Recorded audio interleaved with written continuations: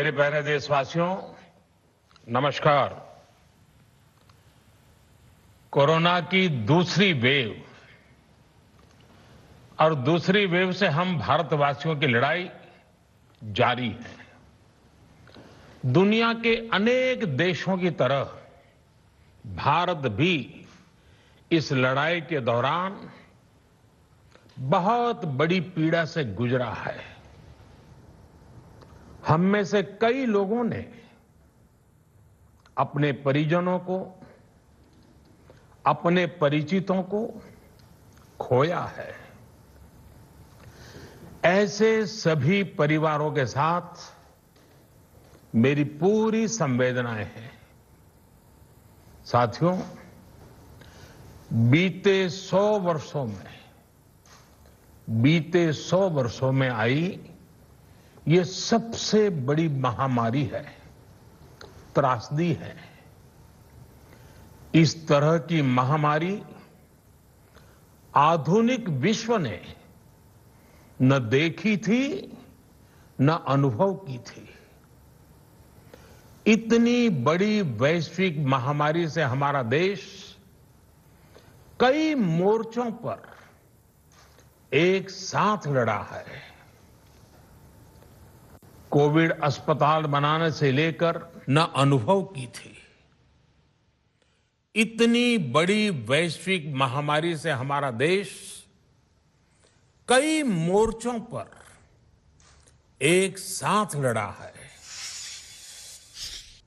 Covid अस्पताल बनाने से लेकर आईसीयू बेड्स की संख्या बढ़ानी हो, भारत में वेंटिलेटर बनाने से लेकर टेस्टिंग लैब्स का एक बहुत बड़ा नेटवर्क तैयार करना हो,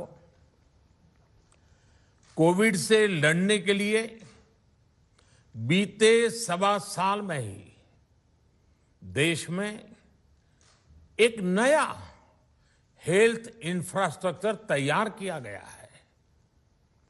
सेकंड वेव के दौरान अप्रैल और मई के महीने में भारत में मेडिकल ऑक्सीजन की डिमांड अकल्पनीय रूप से बढ़ गई थी। भारत के इतिहास में कभी भी इतनी मात्रा में मेडिकल ऑक्सीजन की जरूरत कभी भी महसूस नहीं की गई। इस जरूरत को पूरा करने के लिए युद्ध स्तर पर काम किया गया। सरकार के सभी तंत्र लगे। ऑक्सीजन रेल चलाई गई, एयरफोर्स के विमानों को लगाया गया, नौसेना को लगाया गया। बहुत ही कम समय में लिक्विड मेडिकल ऑक्सीजन के प्रोडक्शन में 10 गुना से ज्यादा बढ़ाया गया। दुनिया के हर कोने से, जहां कहीं से भी जो कुछ भी उपलब्ध हो सकता था, उसको प्राप्त करने का भरसक प्रयास किया गया, लाया गया। इसी तरह जरूरी दवाओं के प्रोडक्शन को कई गुना बढ़ाया गया। विदेशों में जहां भी दवाइयां उपलब्ध हो, वहां से उन्हें लाने में कोई कोर कसर बाकी नहीं छोड़ी गई। साथियों, कोरोना जैसे अदृश्य और रूप बदलने वाले दुश्मन के खिलाफ लड़ाई में सबसे प्रभावी हथियार कोविड प्रोटोकॉल है। मास्क, 2 गज की दूरी और बाकी सारी सावधानियां उसका पालन ही है। इस लड़ाई में वैक्सीन हमारे लिए सुरक्षा कवच की तरह है।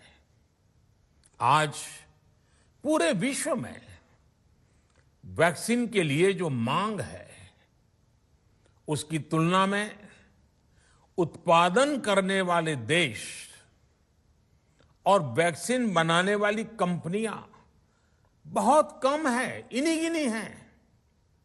कल्पना करिए कि अभी हमारे पास भारत में बनी वैक्सीन नहीं होती तो आज भारत जैसे विशाल देश में क्या होता। आप पिछले 50-60 साल का इतिहास देखेंगे तो पता चलेगा कि भारत को विदेशों से वैक्सीन प्राप्त करने में दशकों लग जाते थे। विदेशों में वैक्सीन का काम पूरा हो जाता था, तब भी हमारे देश में वैक्सीनेशन का काम शुरू भी नहीं हो पाता था।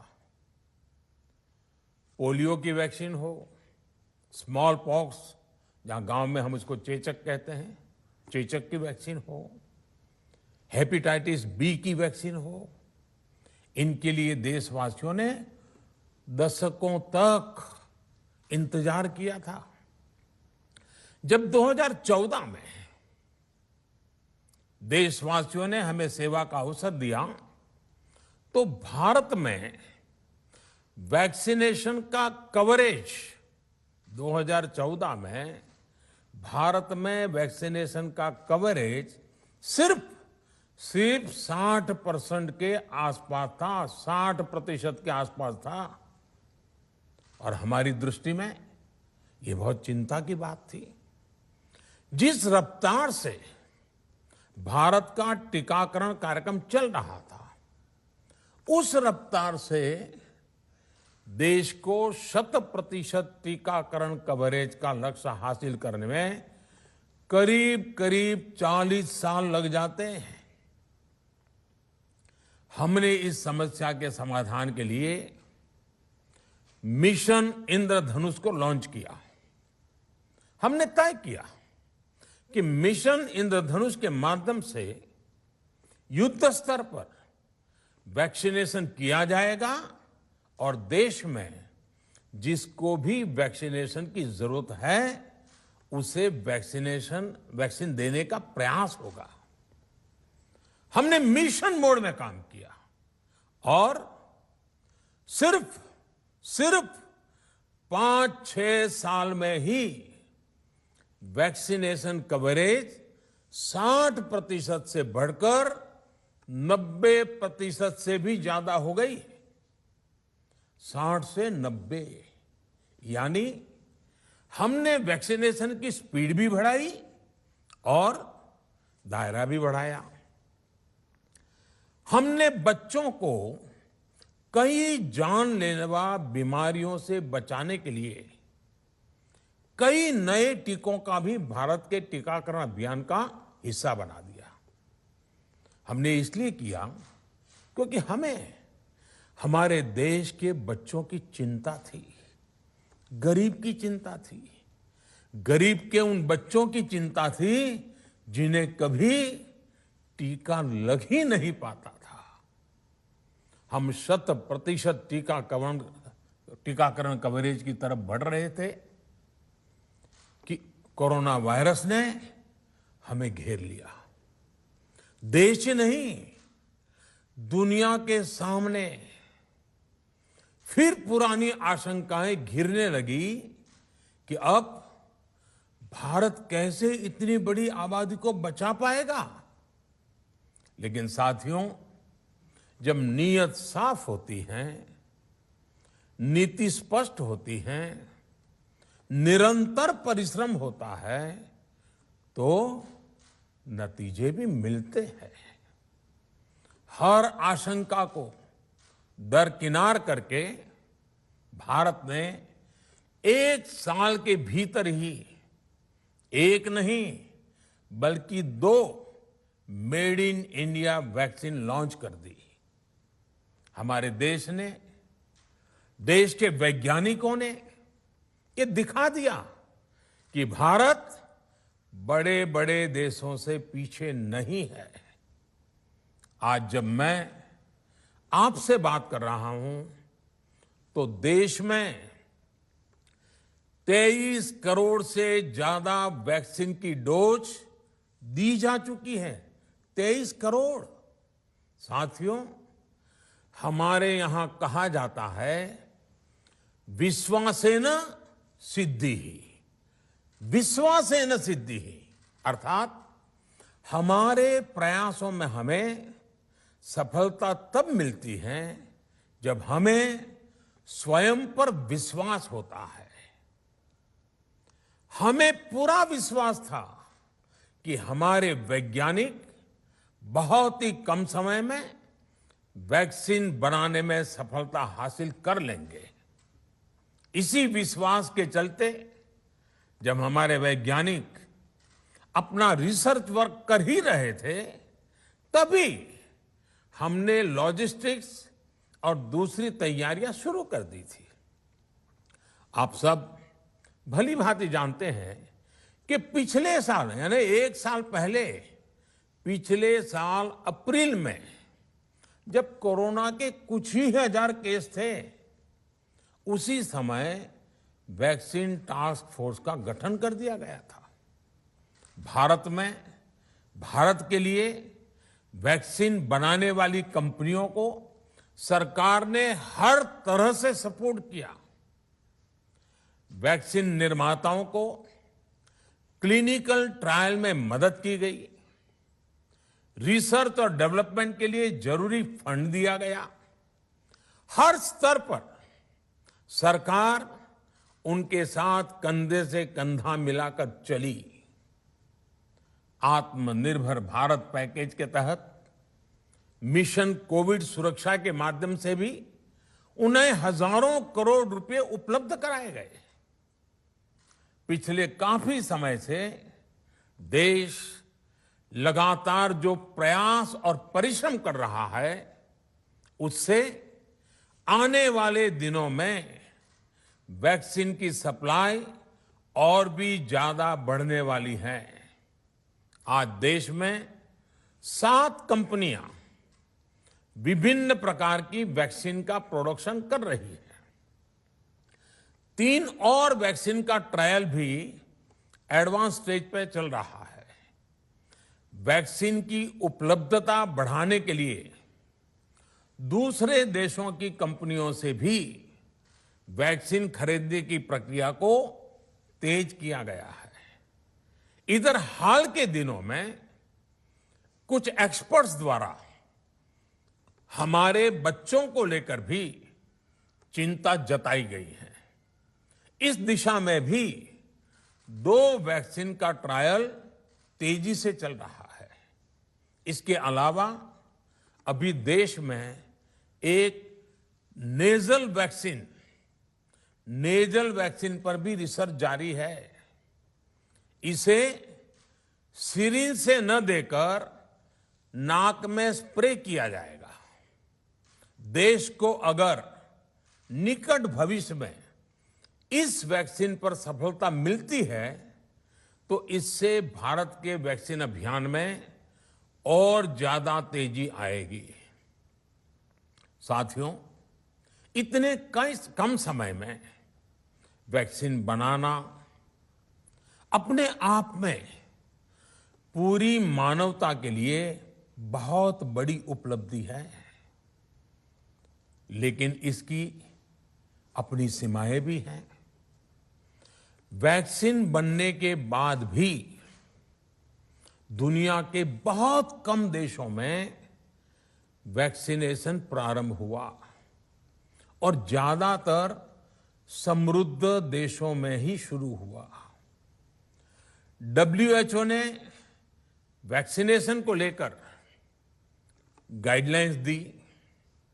वैज्ञानिकों ने वैक्सीनेशन की रूपरेखा रखी और भारत ने भी जो अन्य देशों की बेस्ट प्रैक्टिसेस थी, विश्व स्वास्थ्य संगठन WHO के मानक थे, उसी आधार पर चरणबद्ध तरीके से वैक्सीनेशन करना तय किया। केंद्र सरकार ने मुख्यमंत्रियों के साथ हुई अनेकों बैठकों से जो सुझाव मिले, संसद के विभिन्न दलों के साथियों द्वारा जो सुझाव मिले, उसका भी पूरा ध्यान रखा। इसके बाद ही ये तय हुआ कि जिन्हें कोरोना से ज्यादा खतरा है उन्हें प्राथमिकता दी जाएगी। इसलिए ही हेल्थ वर्कर्स, फ्रंटलाइन वर्कर्स, 60 वर्ष की आयु से ज्यादा के नागरिक, बीमारियों से ग्रसित 45 वर्ष से ज्यादा आयु के नागरिक, इन सभी को वैक्सीन पहले लगनी शुरू हुई है। आप कल्पना कर सकते हैं कि अगर कोरोना की दूसरी वेव से पहले हमारे फ्रंटलाइन वर्कर्स को वैक्सीन नहीं लगी होती तो क्या होता? सोचिए, हमारे डॉक्टर्स, नर्सिंग स्टाफ को वैक्सीन ना लगी तो क्या होता? अस्पतालों में सफाई करने वाले हमारे भाई बहनों को, एम्बुलेंस के हमारे ड्राइवर्स भाई बहनों को वैक्सीन ना लगी होती तो क्या होता? ज्यादा से ज्यादा हेल्थ वर्कर्स को वैक्सीनेशन होने की वजह से ही वो निश्चिंत होकर दूसरों की सेवा में लग पाए, लाखों देशवासियों का जीवन बचा पाए। लेकिन देश में कम होते कोरोना के मामलों के बीच केंद्र सरकार के सामने अलग अलग सुझाव भी आने लगे, भिन्न भिन्न मांगे होने लगी, पूछा जाने लगा, सब कुछ भारत सरकार ही क्यों तय कर रही है? राज्य सरकारों को छूट क्यों नहीं दी जा रही है? राज्य सरकारों को लॉकडाउन की छूट क्यों नहीं मिल रही है? One size does not fit all जैसी बातें भी कही गई। दलील ये दी गई कि संविधान में चूंकि हेल्थ, आरोग्य प्रमुख रूप से राज्य का विषय है, इसलिए अच्छा है कि सब राज्य ही करें। इसलिए इस दिशा में एक शुरुआत की गई। भारत सरकार ने एक बृहद गाइडलाइन बनाकर राज्यों को दी ताकि राज्य अपनी आवश्यकता और सुविधा के अनुसार काम कर सके।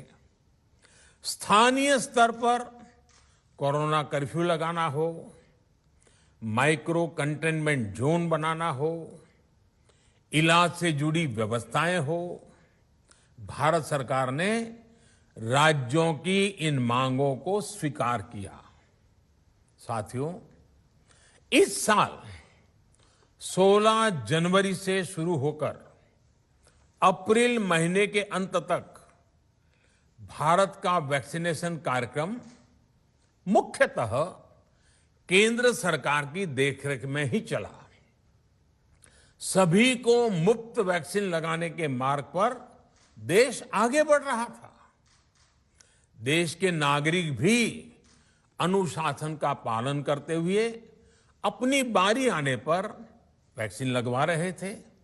इस बीच कई राज्य सरकारों ने फिर कहा कि वैक्सीन का काम डिसेंट्रलाइज किया जाए और राज्यों पर छोड़ दिया जाए।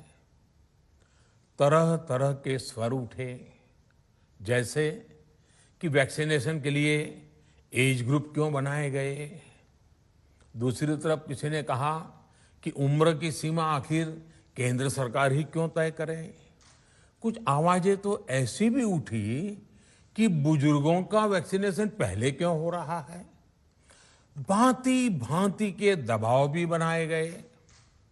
देश के मीडिया के एक वर्ग ने इसे कैंपेन के रूप में भी चलाया।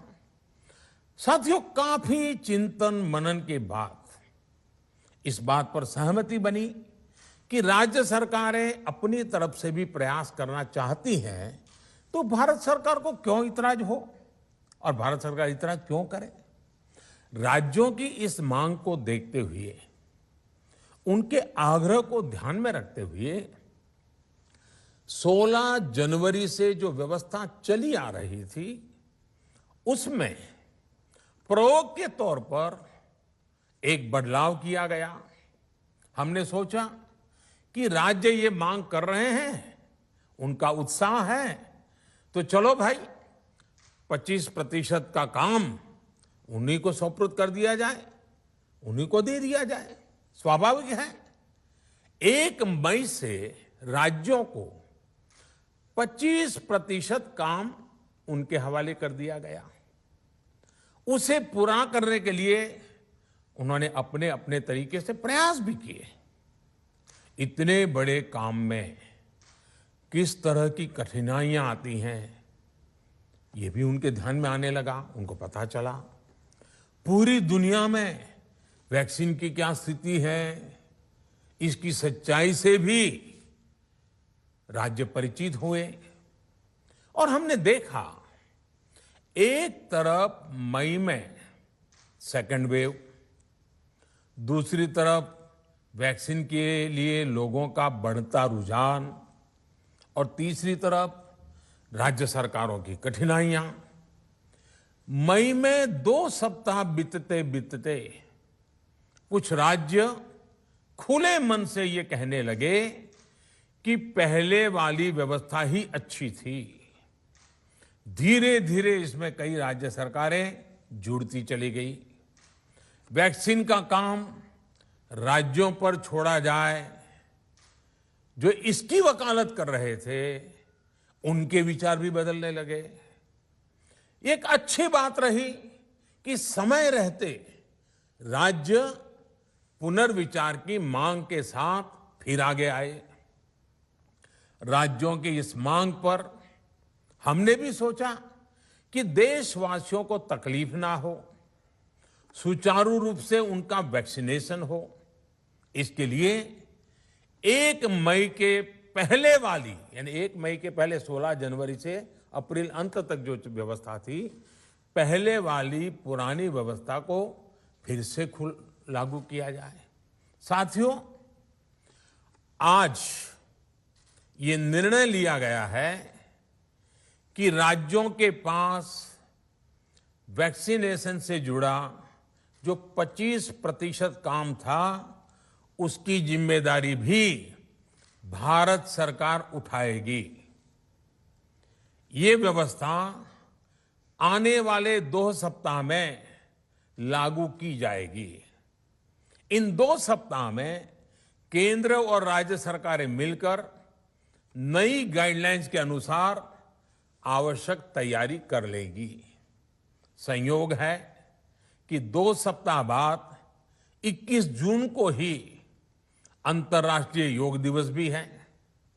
21 जून सोमवार से देश के हर राज्य में 18 वर्ष से ऊपर की उम्र के सभी नागरिकों के लिए भारत सरकार राज्यों को मुफ्त वैक्सीन मुहैया कराएगी। वैक्सीन निर्माताओं से कुल वैक्सीन उत्पादन का 75% हिस्सा भारत सरकार खुद ही खरीदकर राज्य सरकारों को मुफ्त देगी। यानी देश की किसी भी राज्य सरकार को वैक्सीन पर कुछ भी खर्च नहीं करना होगा। अब तक देश के करोड़ों लोगों को मुफ्त वैक्सीन मिली है। अब 18 वर्ष की आयु के लोग भी इसमें जुड़ जाएंगे। सभी देशवासियों के लिए भारत सरकार ही मुफ्त वैक्सीन उपलब्ध करवाएगी। गरीब हो, निम्न मध्यम वर्ग हो, मध्यम वर्ग हो या फिर उच्च वर्ग, भारत सरकार के अभियान में मुफ्त वैक्सीन ही लगाई जाएगी। हां, जो व्यक्ति मुफ्त में वैक्सीन नहीं लगवाना चाहते, प्राइवेट अस्पताल में वैक्सीन लगवाना चाहते हैं, उनका भी ध्यान रखा गया है। देश में बन रही वैक्सीन में से 25% प्राइवेट सेक्टर के अस्पताल सीधे ले पाएं, ये व्यवस्था जारी रहेगी। प्राइवेट अस्पताल वैक्सीन की निर्धारित कीमत के उपरांत एक डोज पर अधिकतम 150 रुपये ही सर्विस चार्ज ले सकेंगे। इसकी निगरानी करने का काम राज्य सरकारों के पास ही रहेगा। साथियों, हमारे शास्त्रों में कहा गया है, प्राप्य आपदम न व्यथते कदाचित, उद्योगम अनु इच्छति चा प्रमत्तः। अर्थात विजेता आपदा आने पर उससे परेशान होकर हार नहीं मानते, बल्कि उद्यम करते हैं, परिश्रम करते हैं और परिस्थिति पर जीत हासिल करते हैं। कोरोना से लड़ाई में 130 करोड़ से अधिक भारतीयों ने अभी तक की यात्रा आपसी सहयोग, दिन रात मेहनत करके तय की है। आगे भी हमारा रास्ता हमारे श्रम और सहयोग से ही मजबूत होगा। हम वैक्सीन प्राप्त करने की गति भी बढ़ाएंगे और वैक्सीनेशन अभियान को भी और गति देंगे। हमें याद रखना है कि भारत में वैक्सीनेशन की रफ्तार आज भी दुनिया में बहुत तेज है, अनेक विकसित देशों से भी तेज है। हमने जो टेक्नोलॉजी प्लेटफॉर्म बनाया है कोविन, उसकी भी पूरी दुनिया में चर्चा हो रही है। अनेक देशों ने भारत के इस प्लेटफॉर्म को इस्तेमाल करने में रुचि भी दिखाई है। हम सब देख रहे हैं कि वैक्सीन की एक एक डोज कितनी महत्वपूर्ण है। हर डोज से एक जिंदगी जुड़ी हुई है। केंद्र सरकार ने ये व्यवस्था भी बनाई है कि हर राज्य को कुछ सप्ताह पहले ही बता दिया जाएगा कि उसे कब कितनी डोज मिलने वाली है। मानवता के इस पवित्र कार्य में वाद विवाद और राजनीतिक छींटाकशी से ऐसी बातों को कोई भी अच्छा नहीं मानता है। वैक्सीन की उपलब्धता के अनुसार पूरे अनुशासन के साथ वैक्सीन लगती रहे, देश के हर नागरिक तक हम पहुंच सके, ये हर सरकार, हर जनप्रतिनिधि, हर प्रशासन की सामूहिक जिम्मेदारी है। प्रिय देशवासियों, टीकाकरण के अलावा आज एक और बड़े फैसले में, उस फैसले से मैं आपको अवगत कराना चाहता हूं।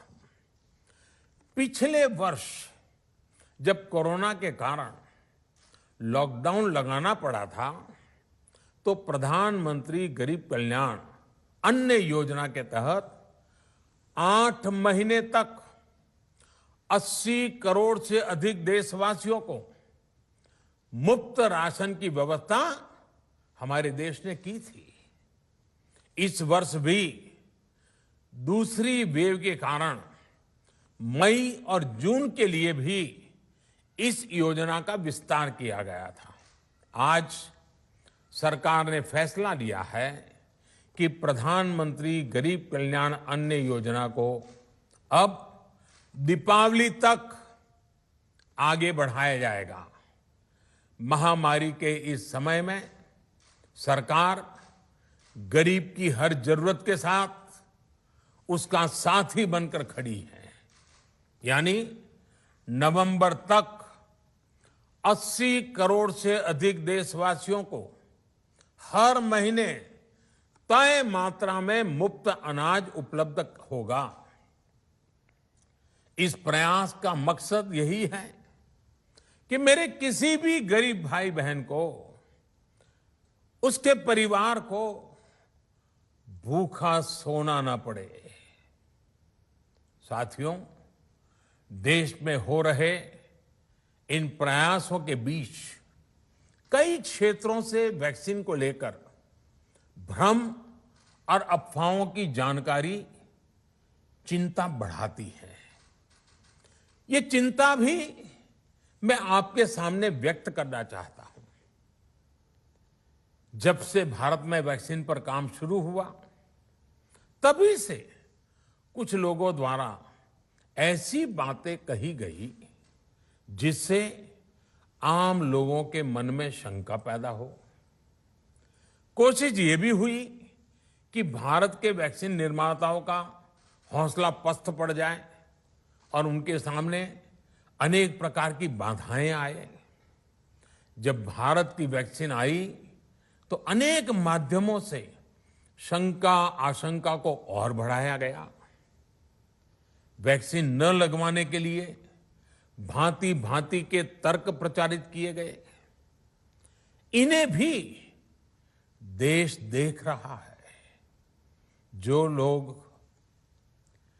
वैक्सीन को लेकर आशंका पैदा कर रहे हैं, अफवाहें फैला रहे हैं, वो भोले भाले भाई बहनों के जीवन के साथ बहुत बड़ा खिलवाड़ कर रहे हैं। ऐसी अफवाहों से सतर्क रहने की जरूरत है। मैं भी आप सबसे, समाज के प्रबुद्ध लोगों से, युवाओं से अनुरोध करता हूं कि आप भी वैक्सीन को लेकर जागरूकता बढ़ाने में सहयोग करें। अभी कई जगहों पर कोरोना कर्फ्यू में ढील दी जा रही है, लेकिन इसका मतलब ये नहीं कि हमारे बीच से कोरोना चला गया है। हमें सावधान भी रहना है और कोरोना से बचाव के नियमों का भी सख्ती से पालन करते रहना है। मुझे पूरा विश्वास है हम सब कोरोना से इस जंग में जीतेंगे। भारत कोरोना से जीतेगा। इन्हीं शुभकामनाओं के साथ आप सभी देशवासियों का बहुत बहुत धन्यवाद। 80 कोटी जनतेसाठी मोफत धान्य योजना नोव्हेंबरपर्यंत सुरू ठेवणार असल्याची घोषणा पंतप्रधान नरेंद्र मोदी यांनी केलेली आहे। तसंच 21 जून नंतर 18 वर्षांवरील सर्वांना मोफत लस मिळणार असल्याची महत्त्वाची घोषणा देखील पंतप्रधानांनी केलेली आहे। त्यासाठी केंद्र सरकार सर्व राज्यांना मोफत लस पुरवणार असल्याची माहिती पंतप्रधानांनी दिली आहे। पीएम गरीब कल्याण योजनेला मुदतवाढ देण्यात आलेली आहे। नोव्हेंबरपर्यंत अर्थात दिवाळीपर्यंत 80 कोटी जनतेला मोफत धान्य पुरवलं जाईल अशी महत्त्वाची घोषणा नरेंद्र मोदी यांनी केलेली आहे। तसंच लसीकरणासंदर्भात बोलताना लसीकरणाचा वेग आमच्या सरकारनं वाढवलेला आहे आणि त्याचबरोबर राज्य सरकारांकडे जी 25% जबाबदारी होती तीही काढून घेण्यात आलेली आहे। आता सर्व राज्यांना केंद्र सरकार मोफत लस पुरवणार आहे। 18 वर्षांवरील सर्व नागरिकांना 21 जून नंतर मोफत लस दिली जाईल अशी महत्त्वाची घोषणा त्यांनी केली। साथियों, आज ये निर्णय लिया गया है कि राज्यों के पास वैक्सीनेशन से जुड़ा जो 25% काम था, उसकी जिम्मेदारी भी भारत सरकार उठाएगी। ये व्यवस्था आने वाले 2 सप्ताह में लागू की जाएगी। 21 जून सोमवार से देश के हर राज्य में 18 वर्ष से ऊपर की उम्र के सभी नागरिकों के लिए भारत सरकार राज्यों को मुफ्त वैक्सीन मुहैया कराएगी। देश लगातार जो प्रयास और परिश्रम कर रहा है, उससे आने वाले दिनों में वैक्सीन की सप्लाई और भी ज्यादा बढ़ने वाली है। आज देश में 7 कंपनियां विभिन्न प्रकार की वैक्सीन का प्रोडक्शन कर रही है।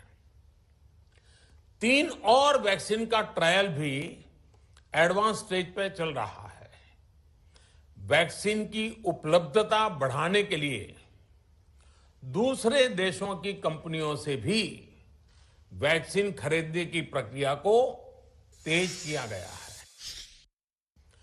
पिछले वर्ष जब कोरोना के कारण लॉकडाउन लगाना पड़ा था तो प्रधानमंत्री गरीब कल्याण अन्न योजना के तहत 8 महीने तक 80 करोड़ से अधिक देशवासियों को मुफ्त राशन की व्यवस्था हमारे देश ने की थी।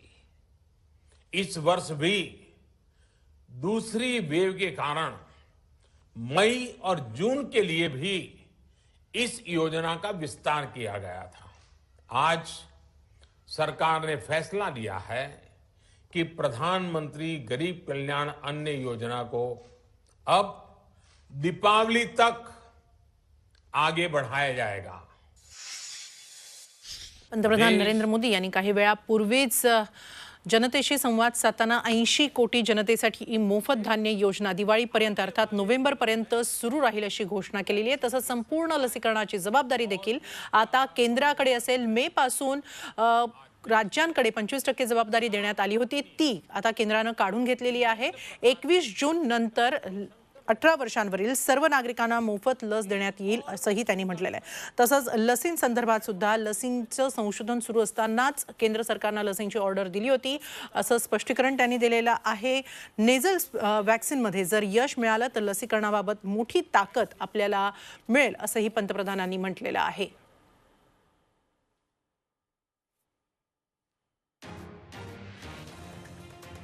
तर प्रधानमंत्री गरीब कल्याण योजना दिवाळीपर्यंत वाढवण्यात आलेली आहे। या अंतर्गत 80 कोटीहून अधिक नागरिकांना मोफत धान्य दिलं जाईल। दिवाळीपर्यंत अर्थात नोव्हेंबरपर्यंत हे मोफत धान्य देशातील नागरिकांना दिलं जाईल असं पंतप्रधान नरेंद्र मोदी यांनी जाहीर केलेलं आहे। साथियों, आज ये निर्णय लिया गया है कि राज्यों के पास वैक्सीनेशन से जुड़ा जो 25% काम था उसकी जिम्मेदारी भी भारत सरकार उठाएगी। ये व्यवस्था आने वाले 2 सप्ताह में लागू की जाएगी। 21 जून सोमवार से देश के हर राज्य में 18 वर्ष से ऊपर की उम्र के सभी नागरिकों के लिए भारत सरकार राज्यों को मुफ्त वैक्सीन मुहैया कराएगी। पिछले वर्ष जब कोरोना के कारण लॉकडाउन लगाना पड़ा था तो प्रधानमंत्री गरीब कल्याण अन्न योजना के तहत 8 महीने तक 80 करोड़ से अधिक देशवासियों को मुफ्त राशन की व्यवस्था हमारे देश ने की थी। इस वर्ष भी दूसरी वेव के कारण मई और जून के लिए भी इस योजना का विस्तार किया गया था। आज सरकार ने फैसला लिया है कि प्रधानमंत्री गरीब कल्याण अन्न योजना को अब दीपावली तक आगे बढ़ाया जाएगा। देश लगातार जो प्रयास और परिश्रम कर रहा है उससे आने वाले दिनों में वैक्सीन की सप्लाई और भी ज्यादा बढ़ने वाली है। आज देश में 7 कंपनियां विभिन्न प्रकार की वैक्सीन का प्रोडक्शन कर रही है। 3 और वैक्सीन का ट्रायल भी एडवांस स्टेज पे चल रहा है। वैक्सीन की उपलब्धता बढ़ाने के लिए दूसरे देशों की कंपनियों से भी वैक्सीन खरीदने की प्रक्रिया को तेज किया गया है। बहिणाबाईंची जात्यावरची ओवी म्हणजे